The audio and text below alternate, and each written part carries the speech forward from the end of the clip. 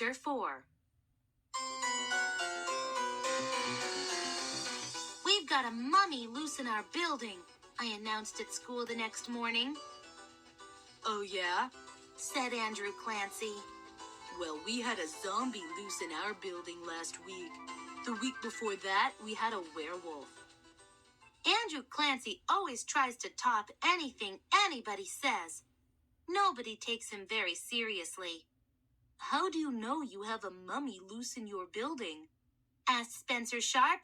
He's my best friend and the smartest kid in the school. Because I saw it, I said.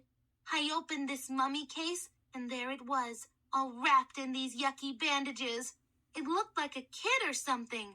And then it started to move. What did you do? Asked Spencer. You kidding me? I said. I ran. Why? What would you do? I would have stayed to observe its behavior. Yeah, right, I said. My parents wanted to buy me a mummy for my birthday, said Vernon Manteuffel. It was either that or a treehouse. I chose the treehouse. It has cable TV, 2 bathrooms, and a sauna. Vernon is this really rich kid in our class who sweats a lot. He's always trying to impress us with how rich he is. Nobody takes him very seriously either. Mrs. Coleman Levin walked into the class and sat down at her desk. She is our homeroom teacher, and my science teacher as well. Good morning, boys, she said. Please pass your homework up the aisle to my desk. Mrs. Coleman Levin, said a kid named Ben Lerner. There is a mummy loose in Zach's apartment building. Is this true, Zach? Asked Mrs. Coleman Levin. Yes, ma'am, I said. I saw it moving. Then I ran away. And when I came back, it was gone. Have you ever heard of a mummy doing something like that? Rarely, said Mrs. Coleman Levin. If you have any further contact with this mummy, Zach, do let us know. That night, as I was getting ready for bed, I felt a little less nervous. It had been more than 24 hours. Nobody had seen or heard anything about the mummy. Nothing bad had happened to me.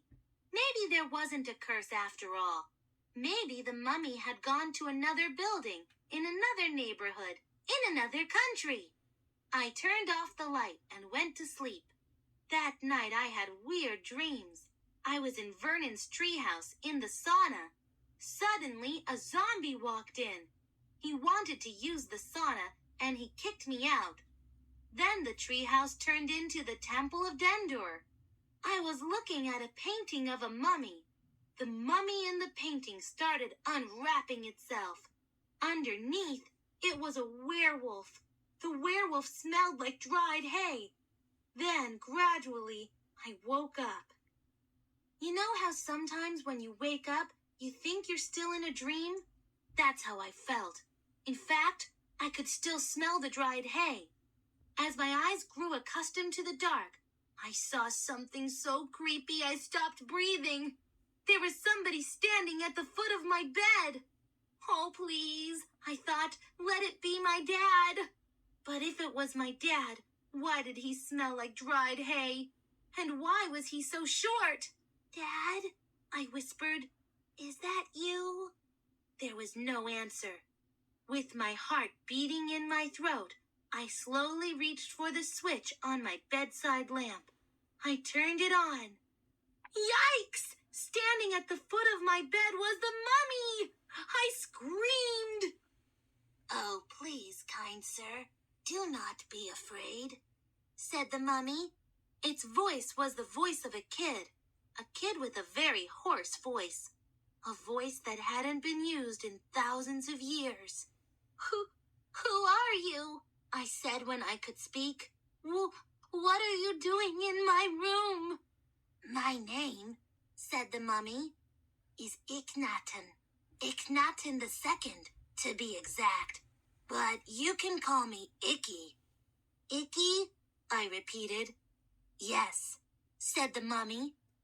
Kind sir, Can you tell me where I am? You're in Manhattan. I have not heard of such a place, kind sir, said the mummy. In what part of Egypt is this Manhattan? Manhattan isn't in Egypt, I said. It's in the state of New York, in the United States of America, in North America. You've been asleep for quite a while. Asleep? Said the mummy. For how long a time? Pretty long. But this is terrible, said the mummy. My homework is overdue. My instructor will kill me. I gulped. This conversation was beyond weird.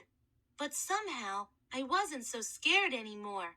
How could I be scared around someone who was so polite and kept calling me kind sir? I don't think you need to worry about your instructor anymore, I said. Indeed?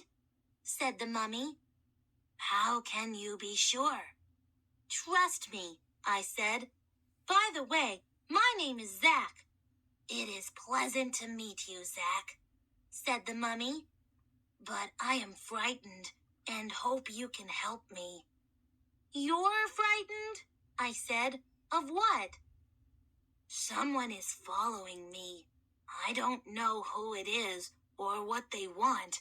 They hide in the shadows. It makes me very uneasy. Well, I said, I can't imagine who'd be following a mummy. Nor can I. Also, I have not eaten for quite a few years, kind sir. May I kindly ask you for some food? Sure, I said. Come on into the kitchen. I took the mummy into the kitchen.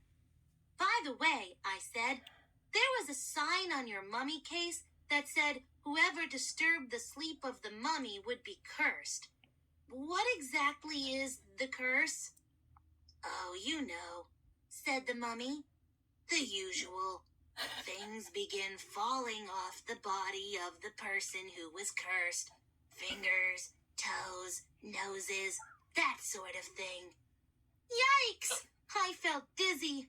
I grabbed the kitchen counter and held on tight. You're saying my fingers and toes are going to start falling off now? I asked. Oh my, no, said the mummy. You didn't disturb my sleep. I was awake already when you opened my mummy case. Whew, what a relief that was. I wasn't sure what mummies ate, so I fixed him a peanut butter and jelly sandwich. The clock on the wall said 2:10 a.m.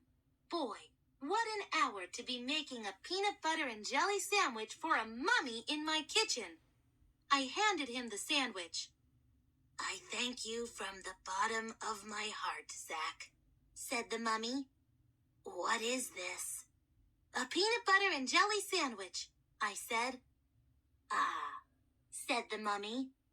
Even before tasting it, I know I shall love it. He took a bite, chewed it, and swallowed it. Then he threw up. That was the point at which Dad walked into the kitchen, rubbing his eyes. Then he stopped, stared, and rubbed his eyes some more. Can somebody please tell me what a mummy is doing throwing up in my kitchen at 2:10 a.m.? Dad asked. Dad, this is the mummy I was telling you about, I said. His name is Akhenaten. Icky, this is my dad. Delighted to make your acquaintance, said Icky. He threw up the rest of the peanut butter and jelly sandwich. Icky said he was hungry, Dad, so I made him a peanut butter and jelly sandwich. I guess he's not used to American food. Don't worry, I'll clean it up. Good, said Dad. He turned to go. One less thing for me to do. He can sleep in your room tonight, Zack. I guess by now, Dad doesn't get so fazed by the sudden appearance of a mummy. He wasn't nearly this calm when Zeke, the kid from the alternate universe on the other side of our medicine cabinet, showed up. I don't think Icky sleeps, I said. but Dad was already on his way back to bed.